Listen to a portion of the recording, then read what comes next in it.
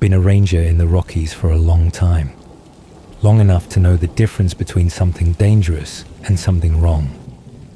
This happened 6 years ago, and it's the only incident that made me consider quitting for good. People online call these stories skinwalker encounters, but what I dealt with wasn't a creature, it was human, and that's why it still scares me. It started with a call on the radio.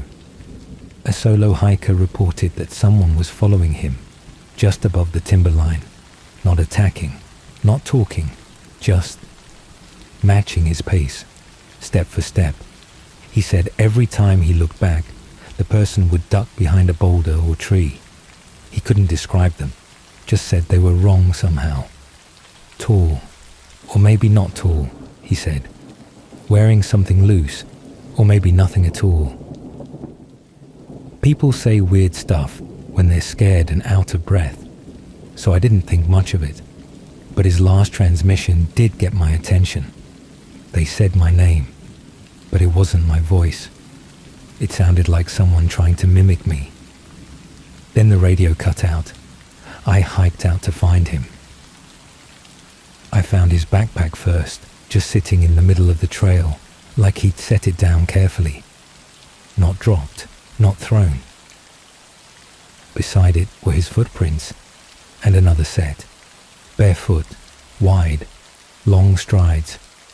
The kind you'd expect from someone used to walking on rough terrain. But the weirdest part? The barefoot tracks circled the pack, twice, like whoever made them was pacing around it. I radioed his name. Tom, this is Ranger Lewis. Respond if you hear me. The wind answered. Nothing else. But after a few seconds, I heard something faint behind the trees. A voice. My voice. Tom, this is Ranger Lewis. Respond. Someone was repeating my transmission back into the woods.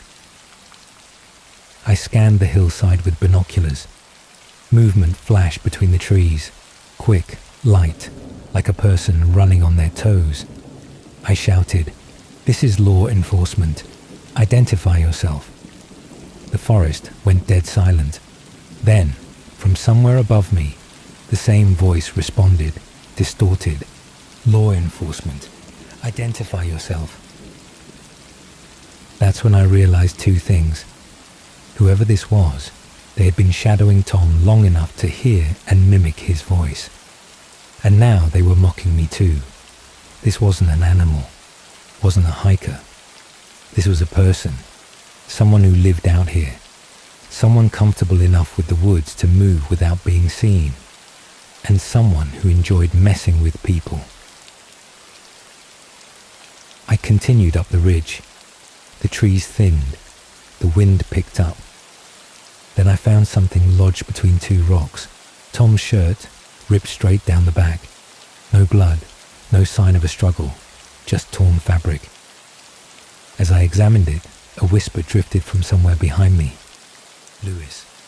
My name. Soft. Too soft.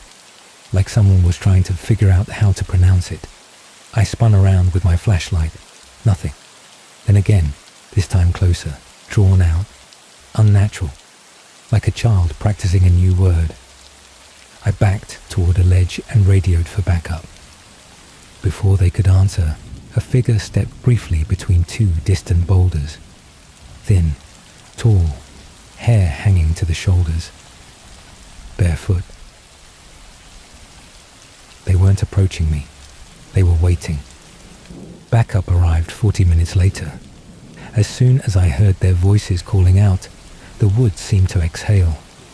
We found Tom half a mile further up the ridge. He was crouched under an overhang, shaking so hard his teeth were chattering. He kept saying, it kept calling my name, but wrong. It wasn't an animal. It wasn't a man. We got him out of there immediately, but before we left the area, one of the deputies called me over. He'd found something, down a steep slope, hidden behind a tangle of deadfall. We found a small camp, if you could even call it that. It looked more like a den. Inside was a pile of clothes, none newer than 10 years, scraps of fabric braided into cords, animal bones arranged in patterns, a rusted cooking pot, and a journal. The journal was half destroyed from moisture, but some pages were readable. Mostly ramblings about watching hikers, learning voices, practicing speech. One page said, "They leave words everywhere.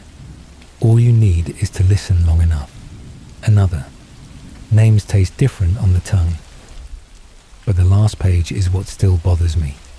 If they come looking, stay just far enough, close enough to whisper. Whoever wrote it wasn't mentally stable, and they weren't living near the trails by accident. They were hunting company. As we escorted Tom down the mountain, we kept hearing it. A single whistle, low, repeating every few minutes, not chasing us, not approaching, just tracking our descent. A reminder, I'm still here. When we reached the trailhead and loaded Tom into an ambulance, the whistling finally stopped. Right before I got into the truck, I looked back at the tree line, and I saw them. A figure on the ridge, barely visible against the fading light, standing perfectly still, watching. 2 days later, I went back with a larger team to clear the area. The den was abandoned. Everything inside had been taken. Only one thing remained. A single bare footprint in the mud from someone who knew the wilderness like a second skin. Someone still out there. People love throwing around the word skinwalker. It makes it sound almost supernatural, easier to process. But what we dealt with wasn't folklore. It was a person. A human being who lived out there so long they learned how to move without sound, how to mimic what they heard, and how to stalk without being seen. And worst of all, they're still out there. Because in all my years of ranger work, I've learned one truth.